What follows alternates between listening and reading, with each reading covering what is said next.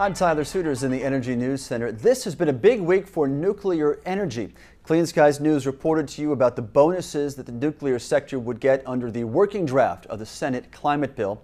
Also this week, the new White House budget proposal includes a major boost in federal loan guarantee authority for new nuclear construction.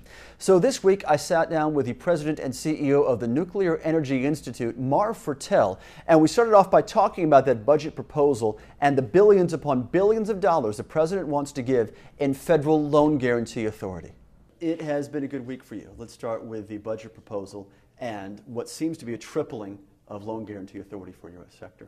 Yeah, we're very, very happy with that, Tyler, that it shows the administration's commitment, their recognition of the importance of nuclear, and it is a tripling. They've added $36 billion in loan guarantees. We also believe that actually not only helps deploy nuclear plants, but it helps you actually reduce the cost of that deployment to the customers and to our economy. It's not as simple as simply throwing money at this, though. The financing gets so complex, especially in the current area with what is really the remnants of a recession. Yeah, again, when you look at how we're deploying nuclear plants right now, we're in the process of licensing them. Number of plants are going through and looking at the loan guarantee program, and there are reviews going on. But fundamentally, we don't see licenses issued until 2011, 2012. And the loan guarantees don't kick in until you get your license.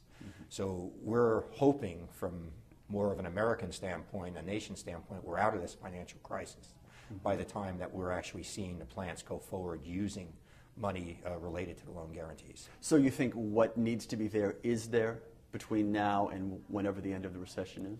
We think it's there for that, and we think it's there for this first wave of plants. We still believe that what we'd like to see is a financing platform like the Clean Energy Deployment Administration that Senator Bingaman has put in to the Senate Energy Bill. A chink in the armor, though, in the budget proposal is another major tax for the decommissioning and decontamination of the uranium aspects. You've been very vocal about this as something you don't see as fair. Well, we're appalled by it. We've paid for decontamination and decommissioning for the gaseous diffusion plants when we bought the enrichment services. We paid for it once again as a result of the 1992 Energy Policy Act, which imposed a tax of $150 million a year for 15 years on the consumers of electricity. And now they want the money again, and we just see it as a budget balancing issue. We're totally committed to safe decontamination and decommissioning of those plants, but we think the government should pay their share, which they haven't done yet. You may have just answered my question, Marv. That is, why now? Why get hit with this $200 million tax once again? Well, in I'm sure the minds of at least the Office of Management and Budget, it's free money. So if they can tax us, they will tax us. We're hoping that maybe the administration, but certainly members in Congress will understand that it's inappropriate and support not doing it. This week we got a copy of the working draft nuclear title for the Senate climate bill. Some big bonuses for the nuclear sector. Is that the olive branch that needs to be extended to bring more Republicans on board and get your industry behind either a clean energy or a climate bill? I think all along having a robust and appropriate nuclear title has been necessary to get votes, but it's not sufficient to get votes. The utility industry overall, which nuclear is a part of, is looking at how can you implement what's in there. And I think issues like the targets and timetables and other things are still issues. So we don't believe you'll get a good climate bill without a good nuclear title, but we don't believe it alone gets you the votes that you need to get one. You still have other things you need to fix. Let's discuss some of the aspects contained therein.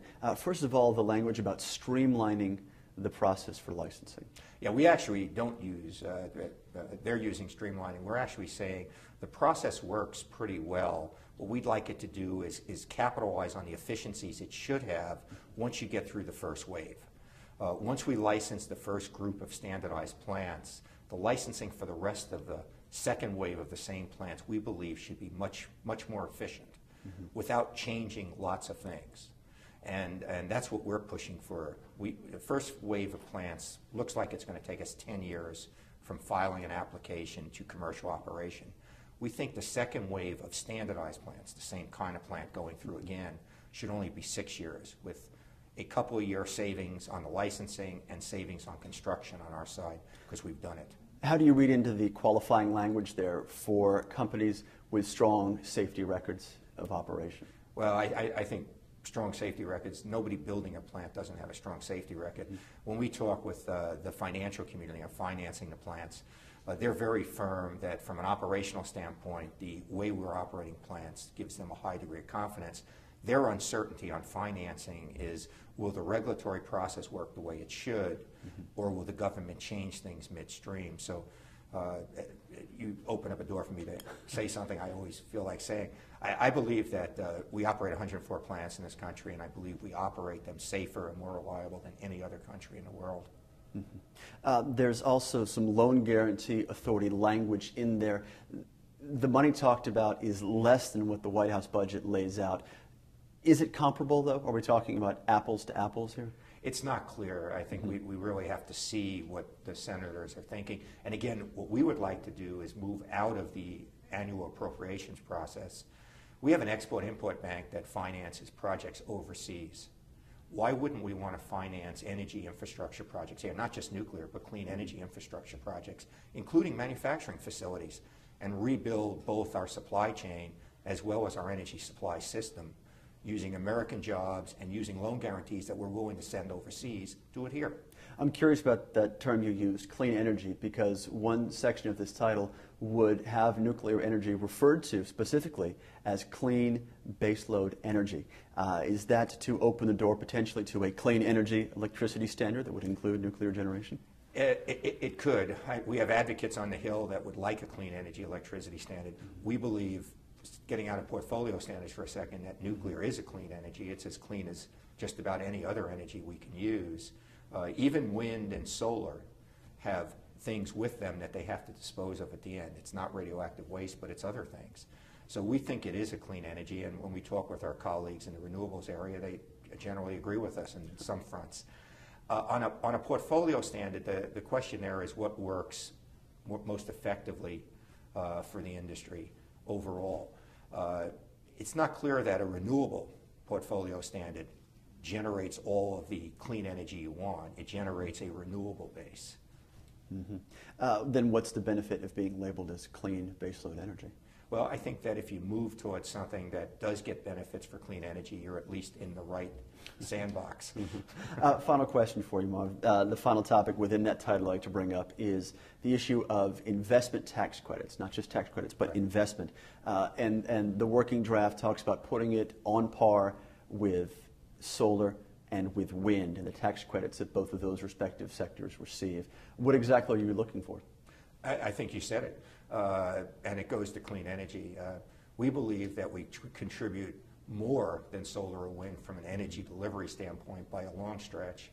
We believe that we actually would contribute more jobs if we could rebuild our infrastructure. So investment tax credit that recreates the manufacturing infrastructure here is not only paramount for our plants, but there's a tremendous export market, which I believe the renewables have too.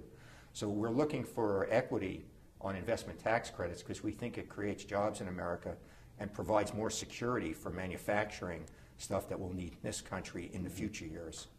I also asked Fertel about which plant he thinks will be the next one built and brought online here in the U.S. He told me no question it will be Southern's Vogtle plant sometime in 2016. I'm Tyler Souters. You're watching Clean Skies News.